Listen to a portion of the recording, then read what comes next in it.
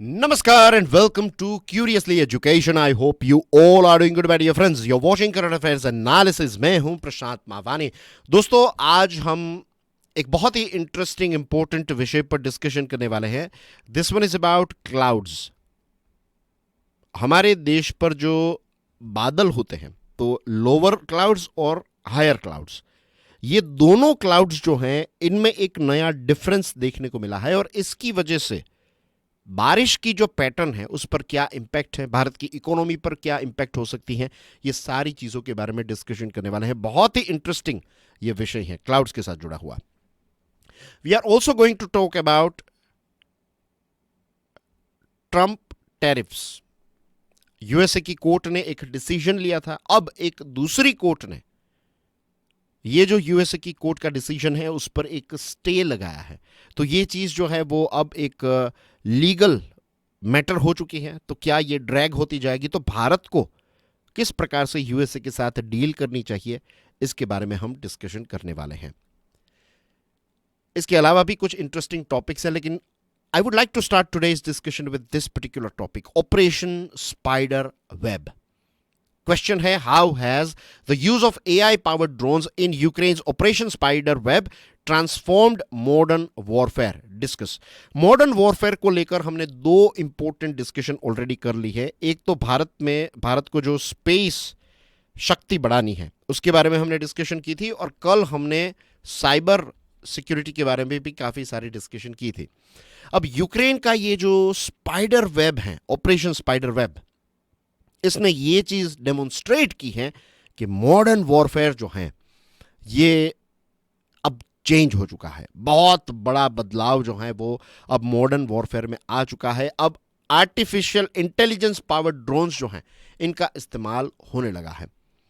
ये जो operation spider web है, इसकी वजह से रशिया के 40 बॉम्बर्स, यानी कि जो बड़े बड़े बॉम्ब्स गिराने वाले जो प्लेन्स होते हैं, ऐसे 40 रशियन बॉम्बर्स को डिस्ट्रॉय कर दिया है ये ड्रोन्स ने. ये ड्रोन्स जो हैं उनको स्मगल करके, बहुत ही चुपके से ये ड्रोन्स को स्मगल करके रशिया के अंदर भेजा गया और फिर इनको एक्टिवेट किया गया, और फिर ये एआई पावर ड्रोन्स जो हैं उन्होंने अपना जलवा दिखाया. ये जो 40 बॉम्बर्स रशिया के डिस्ट्रॉय हुए हैं, तो इस चीज को कहा जाता है कि this is a Pearl Harbor moment of Russia. You know what Pearl Harbor is, right?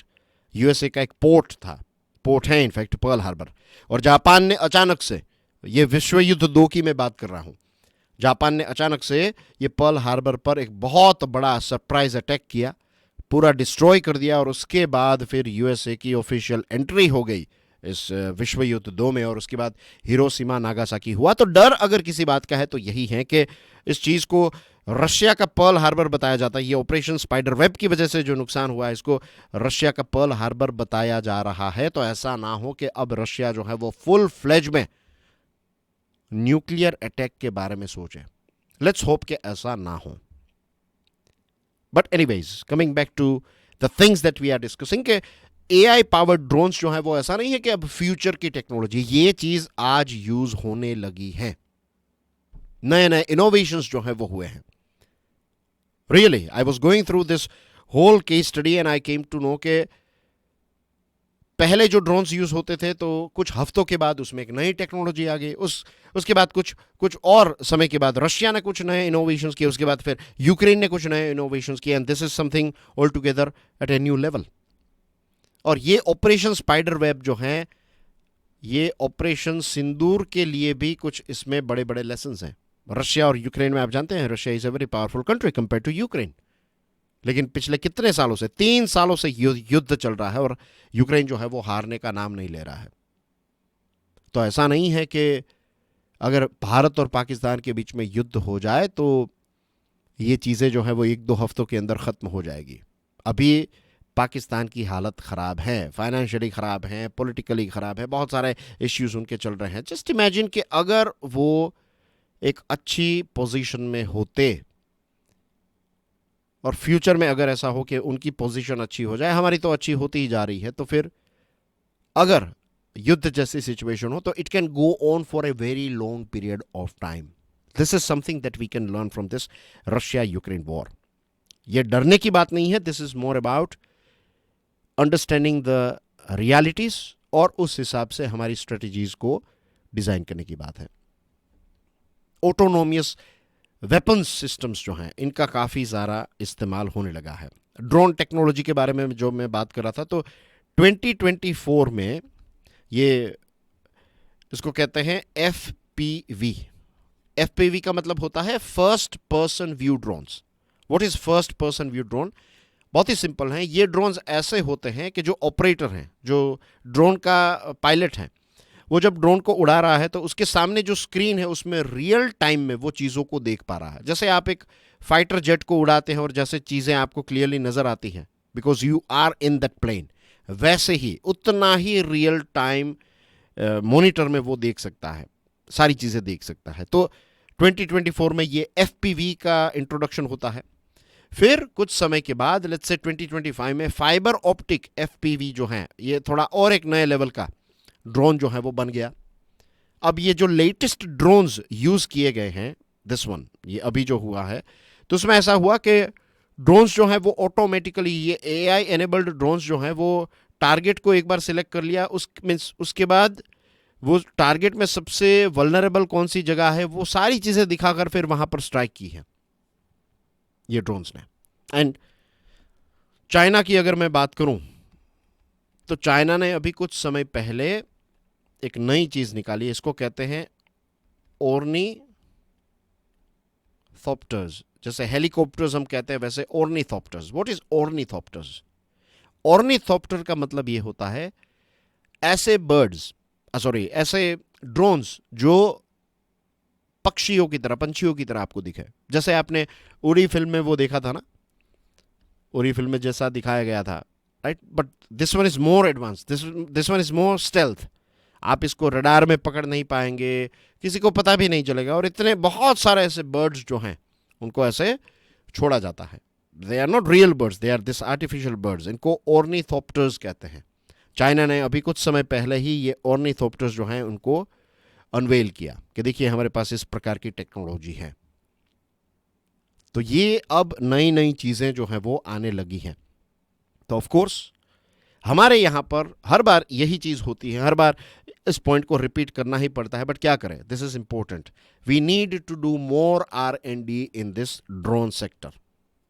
This is number one thing. दूसरी जो चीज़ है वो हमें ये समझनी है इस AI ड्रिवन ऑटोनोमियस वेपन सिस्टम में कि ये जो ड्रोन्स होते हैं इनका मास प्रोडक्शन किया जाता है ऑफ कोर्स, तो इनकी कीमत काफ़ी कम होती है. कॉस्ट जो है इट इज़ वेरी लो. आपको याद होगा ना, कुछ समय पहले मैंने आपको बताया था कि रशिया का आई थिंक इट वाज सुकोई 30. अब ये प्लेन जो है इसकी कीमत करोड़ों रुपए में है, करोड़ों रुपए में.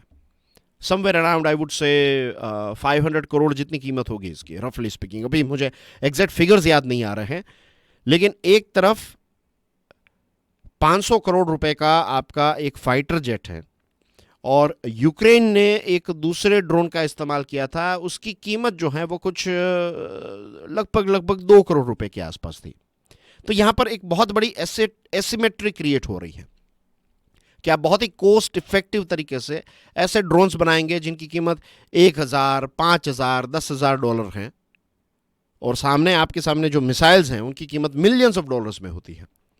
तो ये ड्रोन्स ऐसी मिलियंस ऑफ डॉलर्स वाली मिसाइल्स को डिस्ट्रॉय कर देती. तो इस प्रकार की चीज़ें अब आने लगी हैं. And the other thing is कि अगर इन सारी चीज़ों की कीमत कम है, कॉस्ट कम है, तो फिर ये कॉन्फ्लिक्ट जो है वो लंबे समय तक चलता रहता है, क्योंकि आपका जो ओपोनेंट है उसके पास तो millions and millions of dollars की आइटम्स हैं, आपके पास पैसे कम है, आपके पास रिसोर्सेज कम है, लेकिन आप जो रिसोर्सेज हैं उसमें सबसे चीपेस्ट आइटम्स लेकर भी उनको अगर इस प्रकार का डैमेज क्रिएट कर रहे हैं. So this is also something that we need to take, this is something that should be paid attention to. इस चीज़ को हम निगलेक्ट नहीं कर सकते. व्हेन आई से हम नहीं कर सकते, I am talking about India, I am talking about कि फ्यूचर में पाकिस्तान जैसे देशों के पास इस प्रकार की चीज़ें. अभी हमने देखा ना कि चाइना किस प्रकार से ये इस प्रकार के ड्रोन्स बना रहा है. सो ये जो latest drones, AI powered drones का इस्तेमाल हुआ है, इसकी वजह से रशिया और यूक्रेन के बीच में तुर्की में एक मीटिंग भी होने वाली थी, ये मीटिंग जो है वो भी कैंसिल हो चुकी है। सो AI enabled drones and autonomous systems are reshaping land, sea and air warfare globally. Naval systems की अगर हम बात करें तो यूक्रेन का एक मागुरा, उनके पास एक मागुरा ड्रोन है। It's a sort of naval drone, जैसे ये हवा में उड़ता है वैसे ये पानी में चलने वाला ड्रोन है। तो ऐसे ड्रोन ने रशिया की एक बहुत बड़ी शिप जो है उस पर अटैक किया था, उसको गिरा दी थी, ऐसा कुछ था। फिर एस्टोनिया जो है तो उनके पास एक चीज़ है, इसको कहते हैं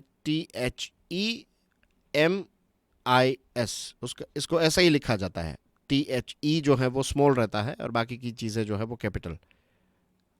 थीमिस, ये एस्टोनिया जो देश है उनके पास ये टेक्नोलॉजी है। ये एक mini tank type of platform है, ये भी ऑटोनोमियस है और ये स्वॉर्म ऑपरेटेड है। स्वॉर्म का मतलब होता है अंग्रेजी में, ये आप झुंड, आप इसको समझ लीजिए, झुंड, स्वॉर्म। जैसे जो टिड्डे होते हैं उनके झुंड होते हैं, मक्खियों के झुंड होते हैं, वैसे ये झुंड में ऑपरेट कर सकता है ये Themis. So this are the things that are now reality in today's world. और हमारे लिए, जैसे मैंने आपको बताया कि we are talking about India, वो शायद पॉइंट जो है वो थोड़ा अधूरा रह गया। Number 1 is we need to invest more in R&D। इसी के साथ अगर R&D इंक्रीज होगी तो ही जो इंडिजीनियस हैं, यानी कि आत्मनिर्भर, हमारे देश में ही हमारे सारे वेपन्स और उसके साथ जुड़ी हुई सारी चीज़ें बने, तो उसके लिए भी R&D plays a very important role. और इसी के साथ साथ आई वुड से डिफेंस की पूरी इकोसिस्टम हमारे यहाँ पर होनी चाहिए। अब ecosystem is a big word. Ecosystem का मतलब है कि R&D भी यहाँ पर हो रही है, चिप्स भी आपकी यहाँ पर डिज़ाइन हो रही है, वेपन्स भी यहाँ पर बन रहे हैं और वेपन्स के कंपोनेंट्स भी आप ही जनरेट कर रहे हैं, राइट। बहुत ऐसे रेयर केसेस में अगर आपको चीज़ें बाहर से मंगवानी पड़ रही हो तभी आप मंगवाएंगे, बाकी सारी चीज़ें आप अपने ही देश में बनाएंगे। ये जब तक अचीव नहीं होता है तब तक वल्नरेबिलिटी हमेशा रहेगी। क्यों रहेगी? एक और टॉपिक है आज की डिस्कशन में, राइट, चाइना के साथ जुड़ा हुआ टॉपिक है। उसको जब हम समझेंगे then you will realise this point कि क्यों पूरी इकोसिस्टम हमारे यहां पर होनी चाहिए। Right dear friends, let's move on to topic number 2। How does China's domination in rare earth elements and critical minerals impact India's EV and clean energy ambitions? Discuss। जो अभी मैंने आपको पॉइंट बताया ना, वो पॉइंट आपको, ये जब टॉपिक हम खत्म करेंगे discussion, then you will realise why I was saying about के we need the whole ecosystem. China ने रेयर अर्थ एक्सपोर्ट जो है उस पर कर्ब्स लगा दिए हैं, उस पर ब्रेक्स लगा दी हैं, और इसकी वजह से हमारे यहाँ पर सप्लाई चेन में इश्यूज क्रिएट हुए हैं। क्रिटिकल मिनरल्स जो हमें चाहिए, अब ये जो रेयर अर्थ हैं, फिर एक दूसरी चीज़ है, इसको कहते हैं REE, रेयर अर्थ एलिमेंट्स। तो ये सारी चीज़ों का इस्तेमाल इलेक्ट्रॉनिक व्हीकल्स में होता है, टर्बाइंस में होता है, रिन्यूएबल एनर्जी के क्षेत्र में होता है, इलेक्ट्रॉनिक्स में होता है, विंड टर्बाइन में होता है, राइट। ये सारी चीज़ों में ये रेयर अर्थ का इस्तेमाल होता है। जब इस पर ब्रेक लगा देता है एक ऐसा देश, जिस देश के पास सबसे ज़्यादा इस प्रकार के रिसोर्सेस हैं, भले ही उनके देश में कम हो लेकिन वो बाहर से मंगवा कर प्रोसेसिंग सारा उनके पास है, तो यहां पर जब चाइना रेयर अर्थ एक्सपोर्ट पर ब्रेक लगा देता है, ऐसे एलिमेंट्स को भेजने से या फिर एक्सपोर्ट करने से मना कर देता है, तो हमारे यहां पर पूरी इंडस्ट्री जो है वो डिस्टर्ब हो जाती है। और ऐसा हुआ भी है। एक डेलीगेशन जो है वो चाइना जाने वाला है कि भाई हमारी EV और ये सारी चीज़ों का प्रोडक्शन जो है, अभी हमारे पास थोड़ी इन्वेंटरी है, स्टॉक में थोड़ी चीज़ें हैं, लेकिन ये स्टॉक जो है वो जल्दी ख़त्म हो जाएगा। तो एक डेलीगेशन चाइना जाने वाला है to find a way out of it. और एक टीम जो है वो हमारे कॉमर्स मिनिस्ट्री के ऑफिशियल्स के साथ भी मुलाकात कर रहे हैं और they are trying to find a way out कि भाई चाइना को समझाइए कि ये सारी चीज़ें हमारे यहाँ पर हमें प्रोवाइड करें, वरना हमारा प्रोडक्शन जो है ये ख़तरे में आ जाएगा। हमारा एक लंबे समय से डिपेंडेंस रहा है लिथियम, कोबाल्ट, ग्रेफाइट, निकल और ये सारी चीज़ें 1 2 3 4 ये सारी चीज़ें क्लीन एनर्जी ट्रांजिशन के लिए बहुत ही इम्पोर्टेंट हैं। हमारे पास, भारत के पास कोबाल्ट का रिजर्व है। We have reserve of cobalt in our country, लेकिन what we don't have is processing capacity of cobalt. हम इसको प्रोसेस नहीं कर पा रहे हैं। We cannot process it because we don't have those industries, we don't have those factories जहाँ पर ये कोबाल्ट को प्रोसेस किया जाए। जैसे मैंने आपको बताया ना कि चाइना का ग्लोबल डोमिनेंस है। चाइना माइनिंग भी करता है, चाइना प्रोसेसिंग भी करता है। फॉर एग्जांपल, अगर मैं अफ्रीका का कोंगो है, democratic Republic of Congo, DRC, अब डीआरसी में आप देखेंगे तो डीआरसी के पास दुनिया का सबसे ज़्यादा कोबाल्ट है, लेकिन ये सारी माइंस जो हैं ये कौन ऑपरेट करता है? चाइनीज कंपनीज करती हैं। प्रोसेसिंग भी चाइनीज कंपनीज ही करती है, और उसके बाद ये सारा माल जो है वो चाइना में चला जाता है। तो डीआरसी की जो सरकार है that is more than happy with China, कि चाइना हमारे यहाँ पर जॉब्स जनरेट कर रही है, हमें भी पेट भर के पैसे अंडर द टेबल दिए जाते हैं, सारी चीज़ें चल रही है। यूएसए आकर ऑफर करेगा तो कोंगो कह देगा get out, why we need you, we have China. उनको पूरा प्रॉफिट हो रहा है, उनका कोई नुकसान नहीं है। और चाइना के लिए अच्छी बात है कि उन्होंने सबसे पहले यहाँ पर इन्वेस्टमेंट कर दिया, सारी चीज़ें सॉर्ट आउट कर ली, पूरी ऐसी एक ग्लोबल सप्लाई चेन जो है वो कोबाल्ट की उन्होंने क्रिएट कर ली है। इफ़ यू गो टू ये जो चिली है, देन अर्जेंटीना है, तो ऐसे कुछ देश हैं जिनको ये रेयर अर्थ का ट्रायंगल कहा जाता है। There is one more country in South America, मुझे अभी नाम याद नहीं आ रहा है, इसको रेयर अर्थ का ट्रायंगल भी कहा जाता है। इसको थोड़ा आप गूगल कर लीजिएगा, right. I don't have phone with me right now, और एल्स मैं ये रिकॉर्डिंग के दौरान ही इसको गूगल कर लेता और आपको बता देता। तो 3 ऐसे देश हैं। तो यहाँ पर भी आप जाएंगे तो यू विल फाइंड कि चाइना का यहाँ पर भी दबदबा है। चाइना ने जैसी चीज़ें ये डीआरसी में की, वैसी ही चीज़ें जो है वो यहाँ पर भी की है ये साउथ अमेरिकन देशों के साथ। तो उनकी सही ट्यूनिंग चल रही है। और हमारे पास ऐसा भी नहीं था कि हमें इन सारी चीज़ों के बारे में पता नहीं था, हमें पता था इन सारी चीज़ों के बारे में, लेकिन हमने हमेशा से ये चीज़ें जो हैं उनको निगलेक्ट किया। India's slow progress in mineral exploration and processing leaves it dependent on imports. हमारे यहाँ पर एक प्रॉब्लम यह है कि दुनिया की कोई भी अच्छी एक्सप्लोरेशन वाली कंपनी जो है वो हमारे देश में काम करना नहीं चाहती है। इतने सारे ब्यूरोक्रेटिक हर्डल्स, फिर चढ़ाना पड़ता है, करप्शन चल रहा है, फिर आपको कुछ मिल जाएगा तो सरकार सारी चीज़ें अपने कंट्रोल में ले लेगी। तो ऐसे रूल्स एंड रेगुलेशंस की वजह से ग्लोबल प्राइवेट प्लेयर्स जो हैं they are not attracted towards our country India. और ये हमारे लिए एक बहुत बड़ा, ये जो हमारे ही इश्यूज, जो हमारी ही जो वीकनेस हैं, वो हमारी ये वीकनेस इन द सेंस ये bureaucratic hurdles and all this things, corruption etcetera, हमारे रूल्स रेगुलेशंस, पॉलिसी एक्सेट्रा, ये हमारी वीकनेसेस जो हैं, ये हमारी ओवरऑल जो दूसरे क्षेत्रों की जो स्ट्रेंथ है उसको भी वीक कर रही है। कंपनीज नहीं आएगी, it will cost them billions of dollars. Means इसमें ऐसा रहता है कि एक्सप्लोरेशन वो करें, अगर कुछ चीज़ें मिलती है, एक्सप्लोरेशन इज़ वेरी एक्सपेंसिव, अगर कुछ मिलेगा तो फिर सब मिल बांट कर खाएंगे। अगर ऐसी सिचुएशन होती है तो प्राइवेट प्लेयर्स आएंगे, ग्लोबल प्राइवेट प्लेयर्स आएंगे। हमारी सरकारी कंपनीज के पास ऐसी कोई ताकत नहीं है। And I would like to add one more thing here. आपने देखा होगा ना, आज से 1-2 साल पहले कश्मीर में लिथियम मिला, वहाँ से लिथियम मिला, तो ऐसी जब खबरें आती हैं और बहुत सारे लोग ऐसी चीज़ों पर वीडियोस भी बना लेते हैं कि यहाँ से ये मिला है, वहाँ से वो मिला है एक्सेट्रा। मैंने इस पर भी एक वीडियो बनाया था, ये इस चीज़ पर स्टडी ग्लोज पे शायद वो वीडियो आपको मिल जाए, कि ये चीज़ें मिल जाती हैं, दैट इज़ नॉट इम्पोर्टेंट। ये एक ब्रेकिंग न्यूज़ आती है, न्यूज़ में इसको चलाया जाता है और भारत खुश हो जाता है, लोग जो हैं वो खुश हो जाते हैं कि भाई चलो अब तो कश्मीर में इतना बड़ा लिथियम का रिजर्व मिला है, अब हमें किसी की ज़रूरत नहीं है, हम सेल्फ डिपेंडेंट हो जाएंगे। ऐसा नहीं है, होल्ड ऑन। सबसे पहले तो ये देखो कि क्या आपके पास, यानी कि क्या हमारी सरकार के पास ऐसी कोई कंपनी है जो इस लिथियम को एक्सट्रैक्ट कर सके। The answer is no, the answer is no. ये मिला, दैट्स ए बिग थिंग। लेकिन देखिए, अफ्रीका पूरा है। आप में से शायद ये प्रश्न अगर आपके मन में पैदा हो कि सर ऐसा थोड़ी होता है, आप ऐसे नेगेटिव बातें क्यों करें। आई am not talking negative, I am telling reality. Africa को ही देख लीजिए, ये डीआरसी का ही केस ले लीजिए, कोंगो का। कोंगो के पास दुनिया का सबसे ज्यादा कोबाल्ट है, सबसे बड़ा रिजर्व अगर किसी देश के पास है एज ऑफ नाउ तो इट इज ये डीआरसी। तो डीआरसी ही खुद निकाल लेता, डीआरसी ही प्रोसेस करके दुनिया के दूसरे देशों को बेचने लगता, तो डीआरसी आज ग्लोबल प्लेटफॉर्म पर बैठा होता, हर कोई डीआरसी डीआरसी करता रहता। लेकिन ऐसा नहीं हुआ, क्यों? क्योंकि उनके पास वो कैपेसिटी नहीं है। Same thing goes with our country as well. हमारे पास कितना भी लिथियम क्यों ना हो, अगर हम उसको निकाल कर प्रोसेस नहीं कर पा रहे तो वो किसी काम का नहीं है।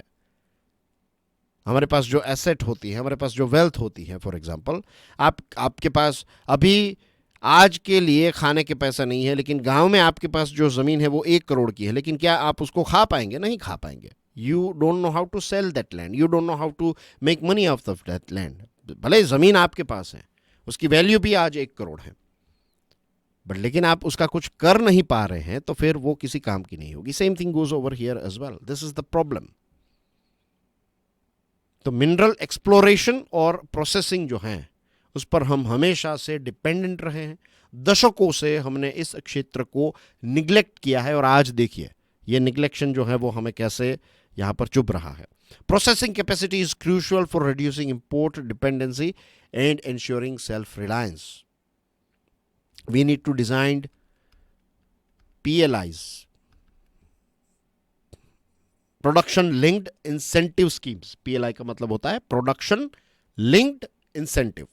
मतलब यह है कि अगर जितना आप प्रोडक्शन करोगे उतना आपको इंसेंटिव मिलेगा। लेट्स से कि एप्पल को जो PLI दी गई, I am just giving you an example, नए स्टूडेंट्स होते हैं तो उनको शायद समझ में ना आए कि व्हाट इज PLI। तो PLI का मतलब ये होता है कि सरकार कहेगी कि अगर आप 1 लाख फ़ोन हमारे देश में बनाओगे तो हर एक फ़ोन पर हम आपको $10 प्रोवाइड करेंगे, फॉर एग्जाम्पल। फिर आप 2 लाख जितने फ़ोन बनाओगे तो हम आपको $20 प्रोवाइड करेंगे। तो एप्पल क्या करेगा कि चलो हम 2 लाख फ़ोन बनाते हैं, पर फ़ोन हमें $20 मिलेंगे, तो सरकार हमें इतना सपोर्ट देगी। सो this is how PLI works. तो इसकी प्रोसेसिंग की कैपेसिटी, एक्सप्लोरेशन, ये हर जगह पर अगर PLI जैसी चीज़ें आए तब जाकर ये लिथियम, REEs, कोबाल्ट, ये सारी चीज़ें जो हैं वो हमारे यहाँ पर एक्सट्रैक्ट भी होगी, ढूंढी भी जाएगी, एक्सप्लोर भी होगी, एक्सट्रैक्ट होगी और प्रोसेस होगी। फिर हम जो ये ग्रीन हाइड्रोजन के पीछे पड़े हैं, तो नेचुरल हाइड्रोजन के रिसोर्स हमारे पास हैं या नहीं? Yes, we have. Natural hydrogen को हम एक्सट्रैक्ट करना स्टार्ट करें तो it is much cheaper than green hydrogen. फिर थोरियम है। APJ कलाम साहब ने कितनी बार इस चीज को मेंशन किया है, मुझे पता है, तो टॉप प्लेयर्स को क्यों नहीं पता? When I say top players, I mean to say जो चीफ सेक्रेटरी लेवल पर बैठे हुए, they don't know what thorium is. उन्होंने भी UPSC की तैयारी की, उनको भी पता है व्हाट इज थोरियम। उन्होंने APJ कलाम साहब को सुना भी हो, मिलेंगे भी होंगे उनको। थोरियम जो है, इस पर एक लंबे समय से रिसर्च करने की ज़रूरत है। हमने हमेशा यूरेनियम पर फोकस किया, उस पर भी एक गेम खेली गई थी भारत के साथ, बट उसके बाद तो हम इसको करेक्ट कर सकते थे। आज चाइना ने थोरियम बेस्ड दुनिया का पहला थोरियम पावर प्लांट जो है वो दिखाया गया। देखिए हमारे पास थोरियम पावर प्लांट है, हमारे पास आई मीन टू से भारत के पास थोरियम का रिजर्व जो है वो काफ़ी अच्छा है। तो we can create nuclear energy out of this thorium. सिर्फ यूरेनियम से नहीं, थोरियम से भी आप इलेक्ट्रिसिटी जनरेट कर सकते हैं। हमारे पास रिजर्व भी काफ़ी अच्छा है, लेकिन इस पर हमने R&D नहीं की। USA is working on this technology, thorium energy. So this are the things. अब आप इसी चीज़ को डिफेंस के साथ जोड़कर देखिएगा, जो मैंने आपको पॉइंट बताया था। Moving on to next topic, this one is about tariffs. How does the legal uncertainty surrounding Trump's tariff policies impact India US trade relations? Discuss. एक कोर्ट ने स्टैंड लिया, ट्रम्प साहब को कहा कि भाई आपके जो डिसीजंस हैं ये लेजिट नहीं हैं। आप एक 1977 का एक कानून है USA का, 1977 का लॉ है, इंटरनेशनल इमरजेंसी इकोनॉमिक पावर्स, तो आप इसका मिसयूज करते हैं, ऐसा कोर्ट ने कहा। फिर ट्रम्प एडमिनिस्ट्रेशन ने इसको चैलेंज किया। अब कोर्ट ने जो निचली अदालत है उसके डिसीजन पर स्टे लगा दिया है। स्टे लगाया है। तो क्योंकि ये स्टे लगा दिया है तो अब पूरी दुनिया के लिए ग्लोबल ट्रेड जो है ये एक अनसर्टेनिटी के पीरियड में चला गया कि अब क्या होगा, अब सुप्रीम कोर्ट जो है वो क्या करेगी इस पर। नेक्स्ट हियरिंग जो है it is going to take place in इसी महीने, जून के महीने में, तारीख I am not sure about, लेकिन इसी महीने में इसकी नेक्स्ट हियरिंग होने वाली है। अब भारत जो है वो $85 बिलियन की आइटम्स को एक्सपोर्ट करता है यूएस में, और 9 जुलाई से धमकी हमें ये मिली है कि 9 जुलाई से ये जो चीज़ें हम एक्सपोर्ट करते हैं उस पर 26% ड्यूटीज़ लगना स्टार्ट हो जाएगी सारी चीज़ों पर। तो भारत के लिए एक बहुत बड़ा नुकसान हो जाएगा। तो what is the thing that we can do? Bharat ने एक चीज़ क्लियरली बताई है कि देखिए, we want to do business with USA, हम यूएसए के साथ और ज़्यादा व्यापार करना चाहते हैं, लेकिन हम हमारे कोर इंटरेस्ट जैसे एग्रीकल्चर, फार्मा, ई कॉमर्स, इन सारी चीज़ों को कॉम्प्रोमाइज़ नहीं करेंगे। लेकिन ट्रंप साहब अभी क्या चाहते हैं? ट्रंप साहब जो हैं वो अपना फेस सेव करना चाहते हैं। फेस सेव का मतलब होता है अपने, उनको ये उनकी हार हो गई हो, कोर्ट ने उनको लताड़ा हो, ये सारी चीज़ें वो दिखाना नहीं। He wants to display himself as he is the victor. So this is an opportunity for India. We can negotiate strategically. कुछ चीज़ों में कंसेशंस, आलमंड्स, हार्ली डेविडसन, ये सारी चीज़ों में उनको कंसेशन दीजिए, लेकिन उसी के साथ साथ जो हमारे की सेक्टर्स हैं उनको हम बचाकर रख सकते हैं। राइट हमारे नेगोशिएटर्स जो हैं वो बहुत ही क्विक, मीन्स ऐसी कोई एक डील क्रैक करें जिसमें ट्रंप को लगे कि उनकी जीत हुई हो, राइट उनका जो ईगो है वो सेटिस्फाई हो जाए, और इसी के साथ साथ हमारे agriculture, pharma, digital, e commerce, defence, energy etcetera, ये सारी चीज़ों को भी हम बचा सके। Uncertainty over US tariff underscores the need for India to adopt a proactive trade strategy. Moving on to next topic. This one is about a very interesting topic. Is global warming altering India's monsoon cloud patterns? And what are the implications for agriculture? And of course, agriculture के साथ जुड़ी हुई बात है तो ये economy के साथ भी जुड़ी हुई बात है. Now let's talk about this thing. इस पर रिसर्च कंडक्ट हुई, स्टडी कंडक्ट की गई. Science of the total environment नाम की एक जर्नल में इसको पब्लिश किया गया इस स्टडी को. ये स्टडी जो है ये सलोनी शर्मा ने कंडक्ट की जुलाई 24 में. Science of the total environment में इसको पब्लिश किया गया. अब इसमें क्या पता चला है? ग्लोबल वार्मिंग जो है ये भारत के जो क्लाउड्स है, मॉनसून क्लाउड की पैटर्न जो है इसको डिस्टर्ब कर रहे हैं, इसको इनफैक्ट बदल दिया है. इसकी वजह से रेनफॉल की पैटर्न अफेक्ट हो रही है, तो खेतीबाड़ी पर इसकी डायरेक्ट इम्पैक्ट आएगी. खेतीबाड़ी के साथ साथ समाज पर भी आएगी, क्योंकि ग्राउंड वाटर की अगर हम बात करें तो ग्राउंड वाटर रिचार्ज जो है वो नहीं हो पाएगा. अगर कुछ जगहों पर बहुत ज़्यादा बारिश एक कम समय में होती है तब भी नहीं होता है, और बारिश कम होती है तब भी ग्राउंड वाटर जो है वो रिचार्ज नहीं होता है. अब यहाँ पर क्या हो रहा है, ये जो क्लाउड मॉनसून क्लाउड पैटर्न में जो बदलाव आया है उसमें ये है हर साल, हर साल पर डेकेड, यानी कि 10 सालों के अंदर एक ऐसा बदलाव आ रहा है. And pay attention, this is very very important. जो लो लेवल के क्लाउड्स हैं, बादल हैं, वो 8% हर 10 सालों में लो लेवल के जो क्लाउड्स रहते हैं वो 8% कम होते जा रहे हैं, ये ड्रॉप हो रहे हैं. और जो हाई लेवल के क्लाउड्स हैं, अभी थोड़ा आपको पता नहीं चलेगा कि what is high level and low level cloud. जो बादल थोड़े नीचे होते हैं, हाई लेवल यानी कि आसमान में बहुत ऊपर होते हैं, बस सिंपल है. लेकिन क्या इसकी इफेक्ट होती है वो भी आपको समझ में आ जाएगा. अभी आप ये आंकड़ों को एंजॉय कीजिए. ये जो लो लेवल के क्लाउड हैं हर 10 सालों के अंदर ये 8% कम हो रहे हैं, और हाई लेवल के क्लाउड जो हैं ये 10 सालों में 11% से इंक्रीज हो रहे हैं. समझ में आ गया ये? क्लियर? चलो, अब ये जो हाई लेवल के क्लाउड्स बढ़ रहे हैं और लो लेवल्स के क्लाउड्स कम हो रहे हैं, इसकी वजह से बादल, ये रेनफॉल जो है उसमें क्या चेंज आता है? लो लेवल के जो क्लाउड्स होते हैं ये सनलाइट को अच्छी तरीके से रिफ्लेक्ट करते हैं. जो सूरज का प्रकाश आता है तो उसको रिफ्लेक्ट कर देते हैं वापस, राइट? तो this is number 1 thing. Number 2, ये पृथ्वी को ठंडा करने में बहुत ही इंपॉर्टेंट रोल प्ले करते हैं ये लो लेवल के क्लाउड्स। हाई लेवल के क्लाउड्स के पॉइंट्स मैं यहां पर लिखूंगा, ठीक है।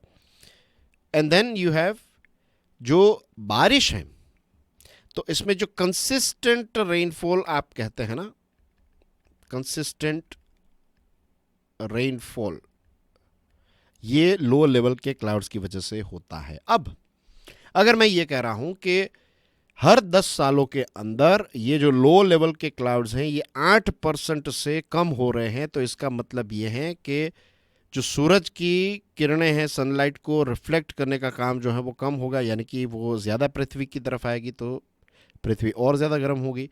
दूसरी चीज़, ये कूल करने का काम करते हैं, ये कूलिंग कम हो जाएगा और ज़्यादा गर्मी बढ़ेगी। कंसिस्टेंट रेनफॉल जो होता है ये नहीं होगा क्योंकि बादल कम होते जा रहे हैं। You know the answer. अब हाई लेवल के क्लाउड्स की तरफ आगे बढ़ते हैं। ये क्या करते हैं? ये हीट को ट्रैप करने का काम करते हैं। जब इनकी संख्या बढ़ती है, क्वांटिटी बढ़ती है, तो और ज़्यादा गर्मी को ये ट्रैप करके रखेंगे, राइट। ये बादल ज़्यादा होने की वजह से एक्सट्रीम वेदर इवेंट्स होती हैं। समझ में आ गया? All clear? I am sure everything is clear. तो ये प्रॉब्लम हो रहा है क्लाइमेट चेंज की वजह से। टेम्परेचर बढ़ रहा है, एटमॉस्फेरिक इंस्टेबिलिटी बढ़ रही है, और ये अपर और लोअर क्लाउड्स के फॉर्मेशन में या फिर इनकी क्वांटिटी में जो एक बदलाव आया है, तो ये एक बहुत ही डेंजरस चीज़ है। तो हमें उस हिसाब से एग्रीकल्चरल प्रैक्टिसेस और इसी के साथ जो फोरकास्टिंग मॉडल्स हैं, जैसे हमने कल देखा था ना, भारत फोरकास्ट सिस्टम BFS, तो ये और मिशन मॉनसून, ये दोनों चीज़ों का कॉम्बिनेशन जो है भारत इसमें इन्वेस्ट कर रहा है। तो इससे हमें और प्रॉपर तरीके से, अगेन उसकी बात कर ली है तो आई am not going into the details of that thing. So this is something that is very very urgent. ये स्टडी ने इस बात को प्रूव किया है कि हमारी फूड सिक्योरिटी, डिजास्टर रिस्क, ये सारी चीज़ों को हैंडल करने के लिए we need to address this particular thing, वरना चीज़ें आउट ऑफ कंट्रोल हो जाएगी। Moving on to next topic, this one is about discuss the evolution of US China military relations from the 1970s to 2000s। Shangri La dialogue, इसके बारे में भी हम बात करेंगे, right. Means not exactly Shangri La के बारे में, बट हो सकता है करेंगे। लेकिन शंग्रीला में हमारे जो CDS साहब हैं, उन्होंने एक ऑपरेशन सिंदूर के बारे में भी कुछ स्टेटमेंट्स दिए, तो वो सारी चीज़ें जो हैं वो भी आज के न्यूज़पेपर्स में मुझे पढ़ने को मिली। एंड आने वाले 1-2 दिनों के अंदर I am sure if I find something more interesting on this thing then I will talk about it, कि शंग्रीला में हमारे CDS साहब ने क्या कहा, and operation Sindoor and so many other things. तो ये जो शंग्रीला डायलॉग है ये कहाँ पर होता है? बैकग्राउंड में जो आपको सिटी नज़र आ रहा है दैट इज़ सिंगापुर, राइट। और सिंगापुर की एक बहुत ही पॉश होटल में ये शंग्रीला डायलॉग रहता है। और शंग्रीला डायलॉग के बारे में ये मान्यता है कि भाई ये तो एंटी चाइना फोरम है, यहाँ पर चाइना को लताड़ने के लिए, चाइना के बारे में बुरी चीज़ें डिस्कस करने के लिए ये शंग्रीला होता है। लेकिन ऐसा नहीं है, right. Reality is not that. In fact इसकी शुरुआत जब हुई तो इट वाज मोर अबाउट कि चाइना जो है, ख़ास करके 2001-2 में चाइना दुनिया के साथ और ज़्यादा इंटीग्रेट हो, इसके लिए इसकी शुरुआत हुई। और it's not an anti China group at all, right. लेकिन अभी मैक्रोन साहब ने कुछ ऐसे स्टेटमेंट दिए हैं, फिर जो हेक्सेथ हैं उन्होंने भी चाइना के खिलाफ कुछ स्टेटमेंट्स जो हैं वो शंग्रीला में दिए हैं। तो जिनको लगता है कि ये एंटी चाइना फोरम है, तो ऐसा नहीं है। It was originally meant to promote multilateral security cooperation, right. Very briefly, USA और चाइना के जो मिलिट्री एंगेजमेंट है उसकी अगर आप हिस्ट्री को देखेंगे तो 1970s से इसकी शुरुआत होती है। Jimmy Carter was the president of USA and Deng Xiaoping ये चाइना के थे। तो उन दोनों की दोस्ती की वजह से, उनके इनिशिएटिव्स की वजह से फिर मित्रता थोड़ी थोड़ी होने लगी, अर्ली कोऑपरेशन होने लगा। फिर कुछ समय के बाद कुछ इश्यूज हुए, राइट। तो फिर ब्रेक्स लगा। मीन्स पहले से जो ब्रेक्स थी ऐसी, ये मिलिट्री टाइज जो हैं वो उतनी आगे नहीं बढ़ पा रही थी। लेकिन फिर 1981 में रिगन साहब आते और फिर उन्होंने आर्म्स सेल्स जो हैं, let me right it down here, 1981, तो आर्म्स सेल्स जो है वो स्टार्ट किया। तो USA के आर्म्स जो हैं वो चाइना खरीद पाया। तो ये सारी चीज़ें होने लगी। तो अच्छा बिजनेस चल रहा था, अच्छा रिलेशन चल रहा था। लेकिन 1989 में फिर जो ये तियाननमेन स्क्वायर में जो क्रैकडाउन हुआ, तो उसके बाद फिर यूएसए भड़क गया कि यार व्हाट इज़ दिस, आप ऐसा नहीं कर सकते। तो फिर से बैन लगा दिया। फिर से रिलेशन डिफेंस टाइज जो है उनको रिवाइव करने की कोशिश की गई। 1994 में चीज़ें जो हैं वो थोड़ी रिसेट हुई, और फिर जो फ्रीज़ लगाया था, तो ये 1989 के बाद जो ये फ्रीज़ लगा था, तो फिर 94 के बाद चीज़ें धीरे धीरे स्मूथ होने लगी। फिर क्लिंटन साहब आए, तो क्लिंटन साहब के समय में भी रिलेशंस जो हैं वो थोड़ा इम्प्रूव करने की कोशिश की। तो पहले यूएसए कुछ भी करता था तो चाइना काफ़ी भड़क जाता था, राइट। तो यूएसए ने ये देखा कि देखिए, चाइना को अगर आप कंटेन करने की कोशिश करेंगे तो चाइना विल बिकम हॉस्टाइल, लेकिन चाइना के साथ आप कोऑपरेट करेंगे, बातचीत करेंगे, तो चाइना आपके साथ डायलॉग करेगा, आपके साथ आपकी बातों को समझेगा। तो ये चीज़ यूएसए ने सीखी, और फिर धीरे धीरे वो शैंग्रीला जैसे इवेंट्स के माध्यम से चाइना को एंगेज करने लगे, बातचीत होने लगी। लेकिन बीच में भी कुछ कुछ ऐसे इश्यूज हुए थे, राइट। ताइवान स्ट्रेट वाला जो इश्यू हुआ था, ये कुछ ऐसे टॉपिक्स हैं जिस पर अलग से डिस्कशन हो सकती है। I am going to be very brief here, this is the last topic of the day, but I am giving you some points. If you are interested you can go through it very briefly, right. 5-10 minute इसमें invest करनी हो तो Taiwan straight वाला issue हुआ था 1995-96 में। फिर 1999 में एक इश्यू हो गया था, नेटो ने यूगोस्लाविया में आई थिंक चाइनीज़ एम्बेसी पर बॉम्ब फेंक दिया था। और फिर एक EP3 क्राइसिस हुई थी साउथ चाइना सी में, 2001 की बात है।